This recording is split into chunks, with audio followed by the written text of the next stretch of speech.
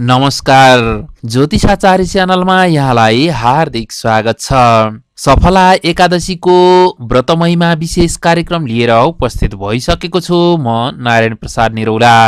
आजको प्रस्तुतिमा 5000 वर्ष तपस्या गरे बराबरको फल प्राप्त हुने एकादशीको व्रत महिमाका साथसाथै व्रत कथा, व्रत विधि र सफला एकादशीको व्रत धारण गर्नाले के कस्तो फल प्राप्त हुन्छ भन्ने बारेमा विशेष चर्चा रहनेछ। आरम्भ गरौं सफला एकादशीको परिचयबाट। पौष कृष्ण पक्षको एकादशीलाई सफला भनिन्छ। कार्यमा सफलता प्राप्तिका निम्ति उत्तम उपायका रूपमा सफला एकादशीलाई लिने गरिन्छ। पौषस्य कृष्णपक्षेया सफला नाम नामता नारायणोऽधिदेवोऽस्य पूजयेत्तं प्रयत्नतः। अर्थात् पौष कृष्ण पक्षको सफला एकादशीका अधिदेव नारायण हुनुहुन्छ। यसैले सफला एकादशीमा नारायण भगवानको विशेष उपचारले पूजा हुने गर्दछ। पद्म पुराणका साथसाथै भविष्योत्तर पुराणमा युधिष्ठिर र श्रीकृष्ण भगवानको संवादका क्रममा सफला एकादशीको महिमागान गरिएको छ। राजा युधिष्ठिरले प्रश्न गरिसकेपछि श्रीकृष्णचन्द्र भगवानले सफला एकादशीको महिमासँग सम्बन्धित कथा बताउनु भएको छ। भारतवर्ष अन्तर्गत चम्पावती नामको नगरीमा महिष्मान नाम गरेका राजा राज्य गर्दथे। उनका 4 भाइ छोरा थिए। तीमध्ये लुम्पक नाम गरेका जेठा छोरा भने पाप कर्ममा लिप्त रहने गर्दथे। उनलाई अध्यात्ममा खासै वास्ता थिएन। नास्तिक वृत्तिका उनी सधैँ खराब कार्यमा मात्र प्रवृत्त रहन्थे। जब राजाले आफ्नो छोरो बिग्रेको थाहा पाए त्यसपछि उनलाई असाध्यै दुःख लाग्यो र लुम्पकलाई आफ्नो राज्यबाट निकाला गरिदिए। त्यसपछि लुम्पक चोरी कर्ममा जीविका चलाउन थाल्यो। दिउँसो वनमा बस्ने, रातमा आफ्ना पिताको नगरीमा चोरी गर्ने र आफ्नो दिनचर्या चलाउन थाल्यो। समयक्रम बित्दै जाँदा समस्त नगरवासी चोरको भयले त्रसित रहन थाले। लुम्पकले चोरको झुण्ड नै बनायो। वन्यजन्तुको पनि हिंसा गरेकाले दिनानुदिन वन पनि जन्तुविहीन बन्न थाले। नागरिक र राज्यका कर्मचारी लुम्पकलाई समाएर राजाको समक्ष उपस्थित गराउन सक्दैन थिए। कारण थियो राजाको डर। लुम्पक डुल्ने वनमा एउटा प्राचीन विशालकाय पिपलको वृक्ष थियो। त्यसै वृक्ष मुनि त्यो लुम्पक पनि बस्ने गर्दथ्यो। वनमा जे जस्ता कन्दमूल एवं फल मिल्छन् सोही फलहरूको संग्रह गरी पिपलको फेदमा थुपार्ने र खाने गर्दै लुम्पकको दिनचर्या बित्न थाल्यो। पौष महिनाको जाडो बढ्न थालेपछि लुम्पक निदाउन नसक्ने अवस्थामा पुग्यो। हात खुट्टा कक्रिन थाले। शारीरिक अवस्था पनि गलित बन्दै गयो। बिस्तारै लुम्पकमा शारीरिक अशक्तता बढ्दै गयो। खानेकुरा पनि केही प्राप्त हुन छाड्यो।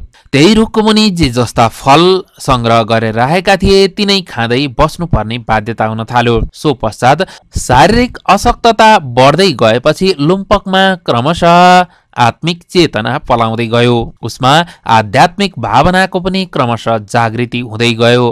किनकि उसको शरीरले कुनै पनि कार्य गर्न सक्ने अवस्था थिएन।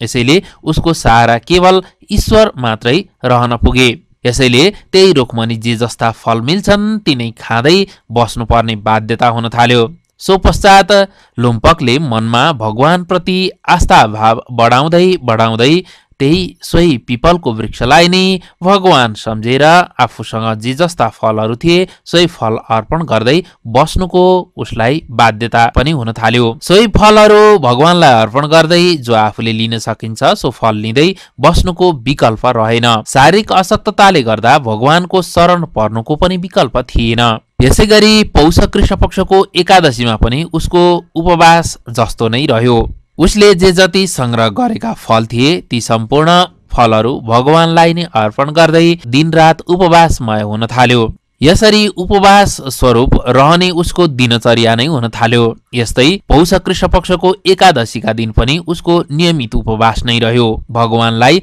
जे फल प्राप्त भएका थिए सोही अर्पण गरी उसको व्रत समापन भयो। यसरी एकादशीको व्रत समापन पश्चात व्रतको प्रभावले गर्दा भगवान अत्यन्त प्रसन्न हुनुभयो र उसका सम्पूर्ण पापहरू नष्ट गरिदिनुभयो। अर्को दिन प्रातःकालमा एउटा अति सुन्दर घोडा अनेक सुन्दर वस्तुहरूद्वारा सजी सजाउ भएर उसको सामुन्ने उभियो र सोही बेलामा आकाशवाणी भयो, हे राजपुत्र, श्री नारायणको कृपाले तिम्रा पाप नष्ट भएका छन्। अब तिमी आफ्ना पिता समक्ष जाऊ र आफूले गरेका कुकर्मप्रति क्षमा मागेर पश्चाताप गरी राज्य सम्हाल भन्ने बाणी सुनेपछि लुम्पक अत्यन्त हर्षित भयो। उसको शारीरिक अशक्तता पनि क्रमशः हराउँदै गयो र शरीरमा पुष्टि प्राप्त हुन थाल्यो। यसपछि लुम्पक भगवानको जय जयकार गर्दै आफ्ना पिताको दरबारमा गए। यता पिताको पनि मन प्रफुल्लित भएको थियो, किनकि आफ्नो पुत्र सुध्रिएर आइसकेको थियो। यसपछि महिष्मती राजाले लुम्पकलाई आफ्नो सम्पूर्ण राजपाट सुम्पिएर आफू वानप्रस्थ आश्रमतर्फ लागे। यसपछि धेरै समयसम्म लुम्पकले धर्मशास्त्रको मर्म अनुसार राज्यको शासन गर्न थाले। उनका स्त्री पुत्र आदि सारा कुटुम्ब भगवान नारायणका परम भक्त भए। स्त्री पुत्र आदि सारा कुटुम्ब भगवान नारायणका परम भक्त भएका थिए। वृद्ध भएपछि आफ्नो राजपाट छोडेर आफ्ना सन्ततिलाई दिएर आफू वानप्रस्थ आश्रमतर्फ लाग्यो। कालान्तरमा उसले मोक्षत्व प्राप्त गरेको कथा श्रीकृष्ण भगवानले राजा युधिष्ठिरलाई बताउनु भएको छ। यसैले जो मनुष्यले यस परम पवित्र सफला एकादशीको व्रत धारण गर्दछन् त्यस्ता व्यक्तिलाई यलोकमा सफलता भुक्ति मिल्नुका साथसाथै परलोकमा पनि मुक्ति प्राप्त हुने फल वर्णन गरिएको छ। यसका साथसाथै 5000 वर्ष तपस्या गरे बराबरको फल पनि सफला एकादशीको व्रत धारण गर्नाले प्राप्त हुने गर्दछ। जुन फल 5 वर्षको तपस्याले प्राप्त हुन्छ सो फल सफला एकादशीको एक दिनको व्रत धारणले प्राप्त हुने गर्दछ। 5 वर्ष सहस्राणि तपस्त्यक्त्वा च यत् फलम तत्फलम समवाप्नोति सफलाया व्रतेन वै।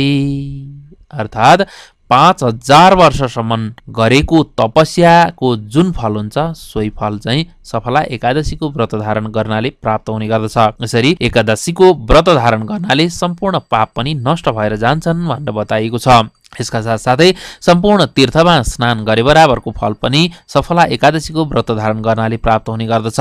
यसका साथसाथै एकादशी महात्म्य सुन्नाले सहस्र गोदान गरे बराबरको पनि पुण्य फल प्राप्त हुन्छ भनेर बताइएको छ। उपवास गर्न असमर्थ व्यक्तिले पनि एकादशीका दिन कमसेकम अन्नको परित्याग गर्नु भनेर पनि बताइएको छ। अब चर्चा गरौँ सफला एकादशीको व्रत विधान के कस्तो रहेको छ त। सफला एकादशीमा विशेष गरी नरिवल आदि प्राप्त ऋतुफलहरू अर्पण गर्नुपर्ने व्रत विधान बताइएको छ। फलैर्मा पूजयेत तत्र कालदेशोदो भवै शुभै नारिकेल फलै शुद्धै तथा वै बीजपूरकै जम्बीरैर्दाडिमैश्चैव तथा पोगी फलैरपि। अर्थात् जो फल प्राप्त भएका सोही फलको अर्पण गर्नाले भगवान यस अवसरमा प्रसन्न हुनुहुन्छ र वरदान दिनुहुन्छ भन्ने व्रत विधि उल्लेख गरिएको छ। यसका साथसाथै सफला एकादशीका दिन दीपदान गर्नाले पनि उत्तम लोक प्राप्त हुने फल वर्णन गरिएको छ। व्रत लिनुभन्दा अघिल्लै दिनदेखि आहार एवं व्यवहारमा भने पवित्र रहनु पर्दछ भनेर पनि बताइएको छ। एकादशीका दिन प्रातः नदी तलाउ अथवा पवित्र स्थानमा गई विधिपूर्वक स्नान गरी पूजा सामग्री सम्पादन पश्चात दीप कलश गणेशजीको आह्वान पूर्वक लक्ष्मीनारायण भगवानको पाद्यादि उपचारले पूजा गर्नुपर्दछ भनेर बताइएको छ।